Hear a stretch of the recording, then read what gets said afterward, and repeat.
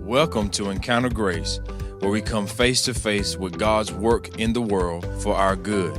Join host Jason McKnight as we explore practical issues of community, theology, and leadership in everyday life. Welcome to Encounter Grace. We're glad you've joined us. Now, whether you're a longtime listener or you're just jumping into this election special, my name is Jason McKnight, and here in Kingston, we're voting for mayor in a few weeks. So what we did was we reached out to each candidate to invite them to a conversation. And today, I'm so pleased to welcome Ms. Felicia Solomon here in the studio. How are you today, Felicia? I'm doing exceptionally well. I'm so glad you're with us. Thank you. I know you're busy. Thanks for making the time. I appreciate being able to come to the table. Great. Yes. Well, here's what we're doing. And just to frame it for everybody, we're asking the same set of questions to each candidate who's able to come by to help each candidate get their message to the broader public and to help us as voters and citizens to get to know each candidate. So here's what we're going to do. We're going to do some softball and some personal stuff and the fun. And then we'll get into a couple of issues that are on people's minds. Absolutely. And I know you've already thought about. So first question is, why are you running for mayor? So one of the main reason, and many would say leave that out, but because it's so much a part of me, my relationship with Christ, I can't leave it out. Right. But primarily it's because God called me to run, and that's what I know. And so what's very interesting is, and he made it very clear, and he says that he was calling me to serve for such a time as this, and to serve with integrity, courage, and wisdom. Wow. And, Jason, I have been serving in this community for years, before there was ever any kind of title, before there was any elected offices. And primarily, it is because I love this community. Like, I love the people that are in it. I believe, and I know, because I have the evidence to support it. When you believe something, you accept it as a certain fact. But I have the evidence to support, that I have served this community as a bridge, as a unifier, and have done work with amazing people across this community. And just knowing, the power of who we are when we work together. And so I do have a lot of concerns. I believe that this is an intricate time in our local community. And I know that it will take strategic leadership, and that there are things that we have to accomplish, but it's going to take us doing the work together. Right. Well, that's great. I'm so glad. Let me ask you this. What's the best thing about living in Kingston? Community. Yeah. That's what I would say. It's community. And over again, I've found that when it comes time, that you never have to really walk this journey alone. Like in Kingston, there are people that are willing to help. And so one of the things that I'm hoping is that we begin to, quote, commune together, that we begin to communicate with each other so that we know, who our neighbor really is, and begin to learn, that there are more things that connect us than separate us. Yeah, that's right. Yes. Oh, that's great. Now, so where did you grow up and how long have you been in Kingston? So born and raised in Kingston. You have? Okay. Born and raised in Kingston, and actually moved back in 2000. And much like, accepting the call to run for office, accepting the call to move back to Kingston. Wow. And I share this with someone that when you think about, the plans that, God has for us, they don't always align with ours, but they're good and perfect. Yeah, that's right. And so I moved back in 2000 and started teaching at Sampson Elementary. And I met you, I think it was probably '03 or '04, maybe '05, but when you were principal at Southeast. Oh, yes. And Uncle Jimbo had me come down to help in one of the classes, and I remember meeting you as principal down there. Absolutely. And it's funny that you would, glad that you mentioned Jimbo, because when I moved back home, there were things that I believed, but it was in that time that I developed the foundation of my belief platform, of being able to see beyond what you see, and knowing that we are called to live life as a cause beyond ourselves. Yeah.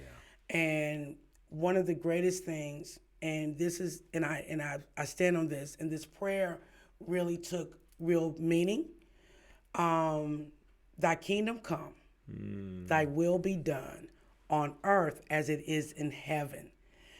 And Jimbo served as the greatest teacher for me of what that meant. Wow. And what I've learned is when we think of the kingdom, it is a mindset. It's a mindset. It's a mindset. Yeah. And it's not just limited to the walls of a church. Oh, right on. You know what I'm saying? But it is the mindset of being kind to your neighbor, you know, loving your neighbor, empowering your neighbor, you know, sacrificing. Not pitying. You know, if you pity, that keeps you somewhere where you are. Yeah, it keeps you on the up. Yeah, yeah. And so therefore, I just believe that even when we look in government, that it cannot be, and honestly, this campaign season is really the first time that I've really seen, whoa, this is politics. Yeah. Because it's always been about serving for me. Right. It's always been about serving for me and wanting for people to be okay. And for things to do what? To get better. Right. Yeah. Yep. Yeah. Well, let me ask you this. Wave a magic wand. Get your magic wand out. If you could solve one problem in Kingston today, wipe it clean, what's the one problem you hit? Increasing revenue. Increasing revenue. Increasing revenue. In the city government. Within the city government. Yep. Without having to use raising taxes. Right. Other ways to find it. Right. Right. And then when that happens with the increased revenue, you know, you then have what? Infrastructural needs that are met. That's right. You know. That's right. That's what my wife says all the time. Honey, we just need to increase the revenue. Well, at home. Your wife is correct. No, I'm just. Well, then, okay, let's go one step further. What are the three biggest things the next mayor needs to focus on? Yeah. So definitely securing a city manager. Yeah. So yes. You know, this is the first time we have found ourselves in a place where we're in search of a city manager, a city planner. You know, fortunately, Adam Short is still in the county. Yep. Right. And also a police chief. We have an interim police chief as well. And so this, again, is a time where I feel like we're at the brink of something great. Yeah. But we've got to give careful consideration. We must be strategic. Another thing which will bring me into where we are is that we must unify. You know, like living in Kingston and living in quote pockets. And you know, Jason, sometimes it's as simple as a mindset. And it's true. Yeah. And simply because it is easy to make judgments. But how do you make judgments based on people you don't know? Right. So creating spaces and creating spaces that will allow us to even engage in brave conversations. Like those are the steps that move us into truly getting to know those who labor among you, getting to know those that live within the same community, and then growing into a true community where you truly know your neighbor. That's great. Yeah. Oh, that's great. Well, Well, those are big deals. True community and growing into that, and then those three key positions. Which you're right. I don't think we've ever had three of them. Those ones open at the same time. Right. And at least not in the last 20 years. Right. And so because I'm telling you, I'm concerned because residents in the city, you're double taxed. Yeah. You're double taxed, and so I think it's going to be very important. Strong collaborations, because we're only as strong as the weakest link. So when we consider, strengthening partnerships. Talk about, I mean, you talk about double taxed and so city and county. And I heard when I moved here, a lot of people say, oh, move into the county so then you don't have to pay as much tax. And I thought, well, then I got to put my trash in the back of my car. So anyway, there's different reasons for paying tax. Tell us about the relationship, what it should be between the city government and the county government. What you think? Yeah. So, and actually it's what I know. Okay. Right. Because even our county commissioners right now, they're working on, they're meeting with some companies, trying to get broadband, increase, having conversations with broadband providers.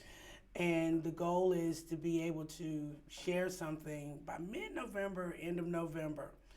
But being able to be a part of those conversations, it is key and it's vital. When we consider that this is the county seat, the idea of us being separate bodies is just it's ludicrous. Right. And so one thing that I'm very grateful for is because I often wondered when I came on 2015 why the council and the commissioners never came to the table. That just doesn't seem sound. And I'm pleased that we have grown into establishing stronger relationships. When I think about our county manager, Michael James, he's been very intricate. He and our present chair, Linda Rouse Sutton, of moving to every municipality and bringing us all to the table so that we all know the same thing, that we're hearing the same thing at the same time, and we're beginning to work strategically to grow this county. Yeah. And so that is another reason why it's very key for us to make sure that we secure a city manager that is able, to help grow the relationship and to help accomplish some amazing things in this city, this county. Yeah. And so, in my mind, you really can't separate because the growth of one impacts the growth of the other. And what are we supposed to do? Grow together. Right on. That's great. Jumping off that, let me ask you more of a philosophical question, like not down in the policy, but up in the weeds. What is the proper role for government in a society? So, of course, looking at policies and procedures, when we think about, our local government, it's the what? We look at ordinances, we look at zoning. When we consider like government, when I consider the role of mayor and even that of a council person, I do feel like there has to be a sense of empowerment and that we have to work to create, as I said earlier, these spaces and these opportunities for individuals to be able to improve the quality of their life. And it is not based on depending on 5 or 6 people to make every decision for your life. That's good. And that's why it's so important for us to begin to come to the table, because the reality of it is the voices of the people, like, they matter, and bringing people into a place where they're very comfortable with sharing their ideas, their hopes, their concerns, because that's where the real wisdom lies. The real wisdom lies within the people. And so, That's good. yeah. Oh, that's excellent. Let me ask you, everybody lives with a set of lenses and they see the world that way. So some people talk about worldview, like how you look at the world. Have you ever thought about yours and kind of how you would define it quickly? So I never really thought about it that way. I would definitely say, and this goes back to the power of community, that when we take the time to come to the table, like what we're doing now, Right. lending our ears to listen, we will discover that there are more things that connect us than separate us. When we take time to listen to different perspectives, we will understand that just because I may not always agree with you, it doesn't mean that I should hate you or that we can't even walk together. Yeah. I think that is the beauty and the power of a community, and just being able to learn and grow by lending your ear and knowing that everyone has a role to play. Like everyone has a role. There is value in every person in a community, and there have to be individuals that are willing to try to help empower them to know their value, to know their worth, to know the power of their voice, and to begin to help develop the seeds of the potential that are within the community. Robert Lupton, who's worked inner city Atlanta for 50 years, Bob Lupton, he wrote a book called Toxic Charity. And in that book, he talked about ABCD, asset-based community development. And the asset is every person, just what you're saying. Every person has something that we would say God gave them. You know? And it's so sad when they're looked at as a liability. Absolutely. know? And I tell you, I don't know if this has been something that has kind of crippled me, but I don't think so. But it's like I see like the good in people. I see the good in people. And it's just, even as I get older, like even as an elder, like I believe I have a responsibility to give to those that I walk along the side of, those that come behind me, to give to them what was given to me. Yeah. And I've often said, like, lending my ear, to my elders, to my neighbors, many of the things that were shared with me, it became my wisdom, and it made me better. And I'm gonna tell you this, I am a product. The making and molding of Felicia Solomon has come with every member of this community that took the time to walk with me, to collaborate with me, to listen to me, to pray with me. That's the making and the molding of me from the time, my teachers, what I'm saying? Like moments like this, like the community has made me. And when I look at it as even that seat as mayor, like that seat does not belong to a person. Right. That seat belongs to the city. Right. That right, seat belongs right. to the people. And I just want to take care of the people. Yeah, that's great. Okay, let's get into some topics. Let's get into some fun. What political party are you affiliated with? I'm a registered Democrat. Registered Democrat. So if I tend conservative, why should I vote for you? And then go ahead and answer, if I tend liberal, why should I vote for you? Well, actually, this question has come up, right? Yeah. And so I would say that it's definitely about selecting the best candidate, right? And it goes back to what I've said. There are more things that connect us than separate us. Like what do I believe?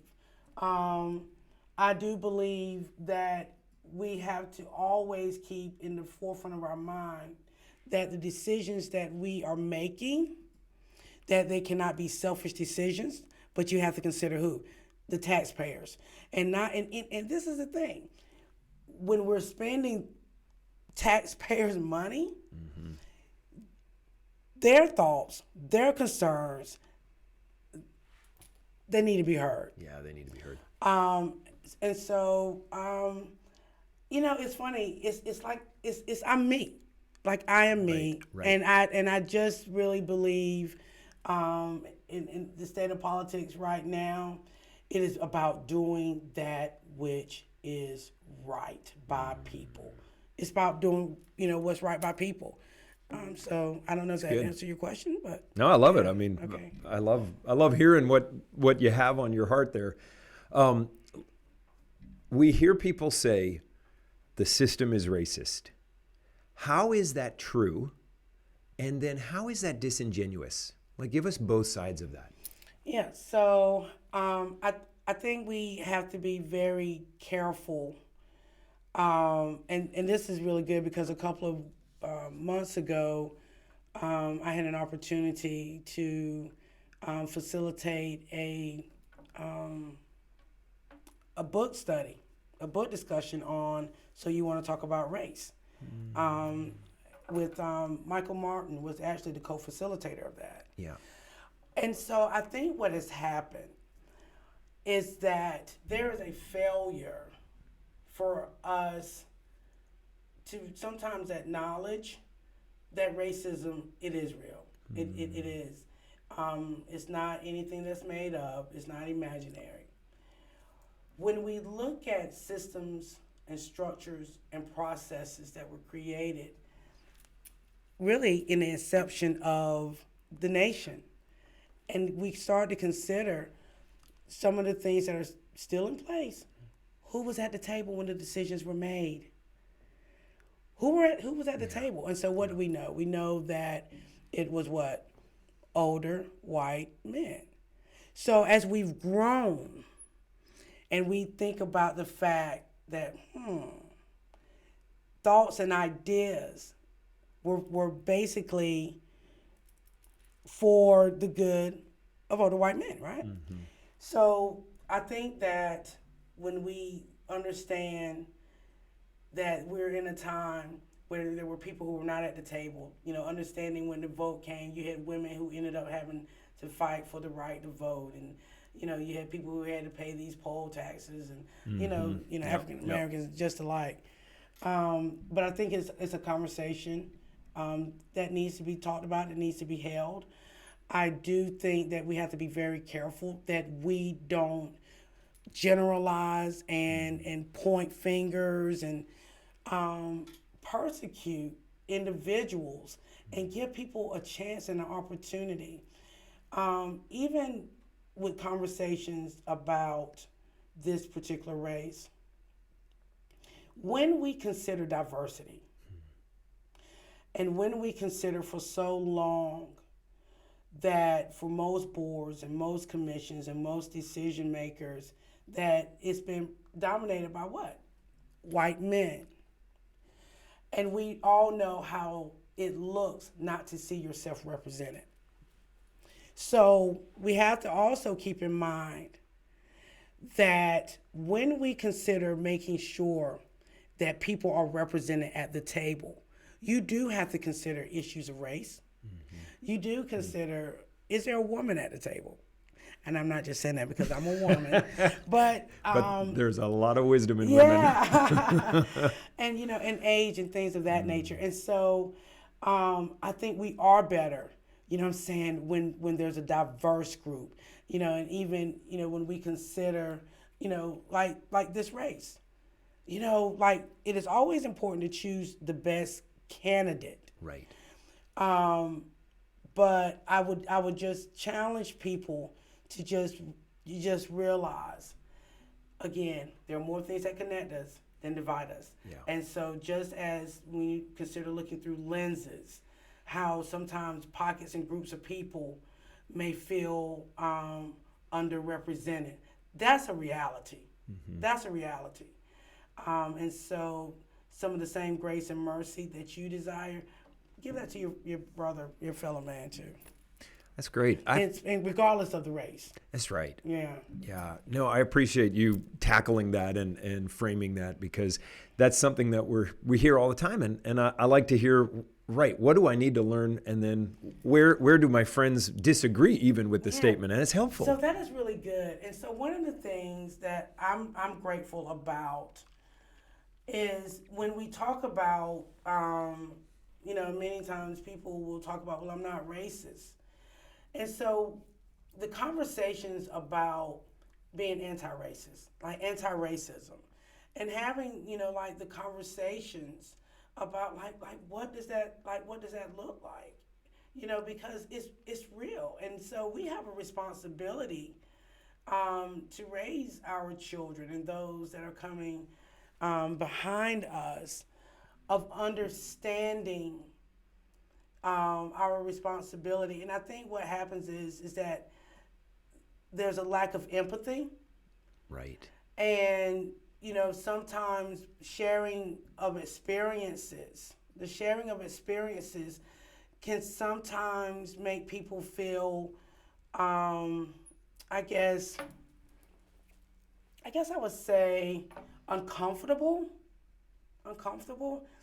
But I've always been one that you can't conquer what you're not willing to confront. And I think that's why it's so important to create those brave, safe spaces where we truly get to know each other. And I think one of the beautiful things about the relationships that I've developed in this community is that the people that I've developed relationships with, whether they're Black, white, Hispanic, Asian, or the like, young, old, is that they took the time to know me. And knowing me, also, they wanted to know my experiences as a Black female, you see? And just as I wanted to know, because I want to ask you a little more about growing up in Canada too, by the way. Yeah, and that's who we are. Mm-hmm. And so it causes me to love you even more. Right. You know what I'm saying? To develop a greater, stronger relationship. Because what happens, the sharing of your experiences, it grows me. Yeah. When I got married, my wife, all of a sudden I realized my wife, being a woman, wasn't as comfortable walking at night alone in the city. I'd never thought of that in my life. I grew up in a big city, and I'm a guy, and I just walk around. It doesn't bother me. I never thought once about being mugged, except one time I took a wrong turn. But to think that my wife, as a single woman, or if she's out without me, she is always thinking, hey, who could be around that mailbox or around that corner? Yeah. In Montreal, in Charlotte, in Boston, where we lived before moving to Kingston. Yeah. Well, you get to hear someone's experience and you say, oh, that's right. That's how you have to navigate the world as it is. And that's just what we're talking about here, is learning people's experiences and seeing the world from where they've been. Absolutely. So that's perfect. And, Jason, and this is something too, is the thought of, when we think about politics, and you think about, when Democrats support Republicans and Republicans support Democrats, and even the thought of thinking as it pertains to even my running for an office, that I wouldn't deserve the support of white people. You know what I'm saying? And I'm just being very transparent right now. Yeah, I didn't know. But that is an idea. But the reality of it is this: when we have done the work with Black people, white people, it was about the work. It's about putting our hands to the work and getting it done. And I was asked about why does it seem like so many Republicans are supporting you? I said, it's because it is about supporting the right person. It's about supporting the best person. It is about supporting the one who has the best interests of this community at heart and in mind.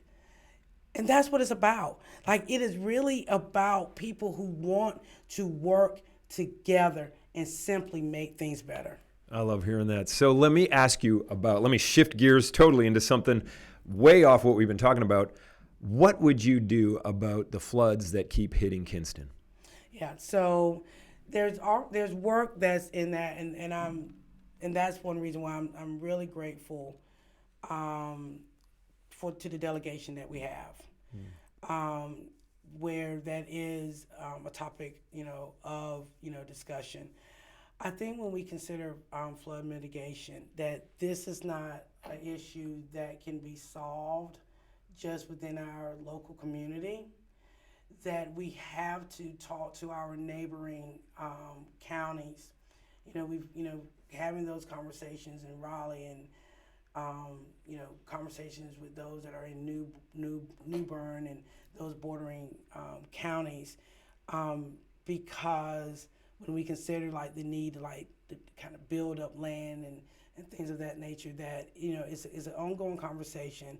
I'm saying that's necessary, but it's also one that's going to require the help of our neighboring counties when we consider when those hurricanes come, and when it comes time, for those waters to have somewhere to go. Yeah. And unfortunately, those waters, are kind of like drawn to our area. So I would definitely say, continuing, the conversation and the work that has already started. Yep. Good. I do think, though, that as it pertains to like preparation, I would love to be able to see, somewhere that is already like, there are like areas in this community that I just feel like could just be used for situations such as, during those natural disasters, like with shelters and things of that nature, like that are already like in place. Right. Because everyone can't get to LCC. Yeah, that's true. Yeah. On that side of the river. And Yeah, so. Just a couple more questions. For the last 3.5, 4 years, I have seen signs everywhere, help wanted. I've seen help wanted signs everywhere in Kinston. Yesterday or the day before on Facebook, Sanderson Farms, second shift, going to pay you $37,000 a year, if I did the math right, for someone with no training and no education. That's a great wage. Now, on the other hand, we got many folks in our community struggling on social assistance. And social assistance is fantastic in a crisis, but I don't think it's helpful as a long-term way of life. So here's the question. How would you help folks transition from social assistance to the joy of supporting themselves? Yeah, so this is interesting, and I learned a lot.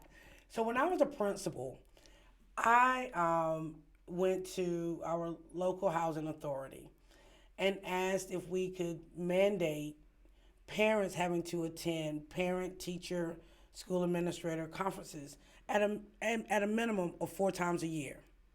And that is when I found out that it is federally operated and that is outside of what we can do.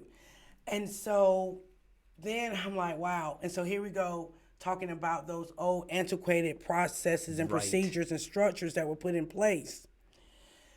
Because what happens then is that you it's one of those things where you've got to give something to get something, right? Right. I mean, that's the way the world works. Right. And so, one thing that I have learned is that it's about revisiting some structures that are in place. There's an idea that sometimes people who live in public housing just love public housing. That's not it. Yeah. That's not it. But as soon as I do secure a job and I get my first paycheck, all of a sudden my rent goes up to $600, which prevents me from being able to get a nest egg, to be able to save. When I consider what has happened, during the pandemic, and it goes back to structures and processes, I worry about a long-term damage that we may have done or perpetuating dependency. Dependency. Yep. And not helping people to be self-sufficient.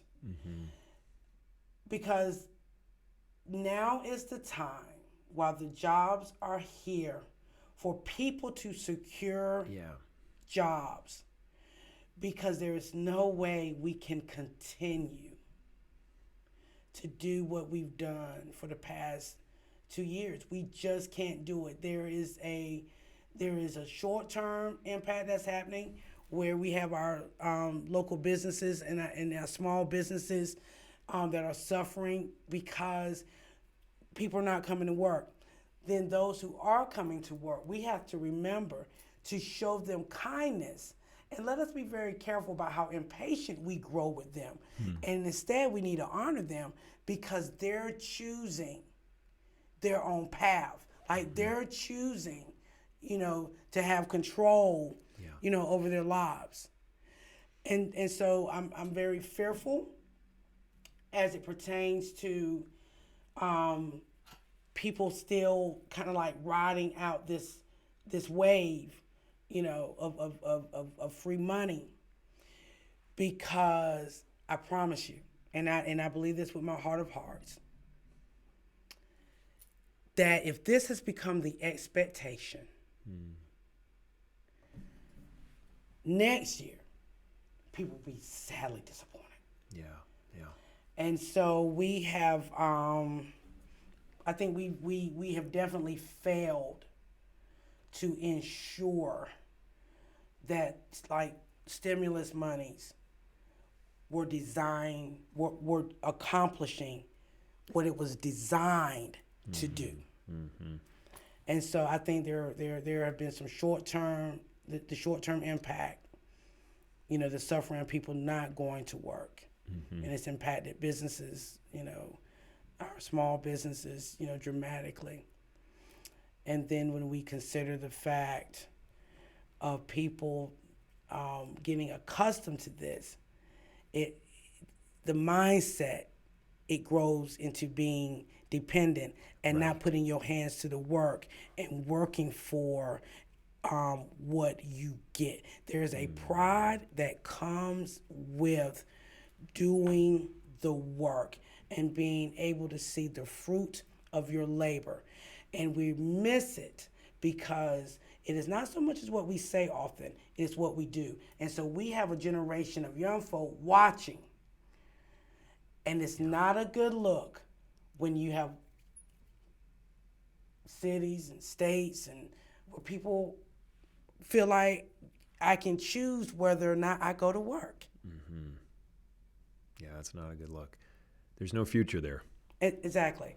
Well, let me ask you last question. And listen, I know you're busy. Thank you for the time. I'm so glad. let's say, all right, you win the election. You step into City Hall. Everyone greets you there, and it's your first day on the job as the mayor. You go into the office. I don't even know. I've never been in the mayor's office or whatever, but there you are, and you close the door. What's the first phone call you make? Well, there's this song called Jesus on the Main Line. The first thing that I am going to do is definitely pray. Definitely pray. And in all honesty, I'm definitely going to reach to greater leadership. Like, for those that have traveled the road, and to seek counsel, sound counsel, and actually begin the work. Because we don't have a lot of time to waste. And that's one thing that I would say, that my focus is on Kingston. And then, I thought about it, and this may sound a little corny, but it's like Felicia's ongoing care for us. Yeah. And so it's definitely about, rallying the troops, rallying the community, and putting our hands to the work and to do what we have to do. Well, Felicia Solomon, thank you so much for coming in today. Thank you for serving in our community and for stepping out to run. I know that's filled with a lot of fear on the one hand and joy on the other and a little bit of mud. I hope not. I mean, I'm a little, but thank you for coming. Thank you so much. Yeah, Thank and you. everybody, thank you for being part of this experiment, this Kingston election special. You have a friend that needs to hear this, so share this, send this out. Check out all the episodes of all our mayoral candidates who've been able to come by. They're all being released in the same time. And you can also check out back episodes of Encounter Grace. We've got 30 or 40 of them out. Great stuff to help you live life and see God's work in the world for our good. So thanks for being here, and we'll see you next time. This is a ministry of Grace Fellowship Church in Kingston, North Carolina. Visit gracekingston.org or follow us on Facebook and Instagram.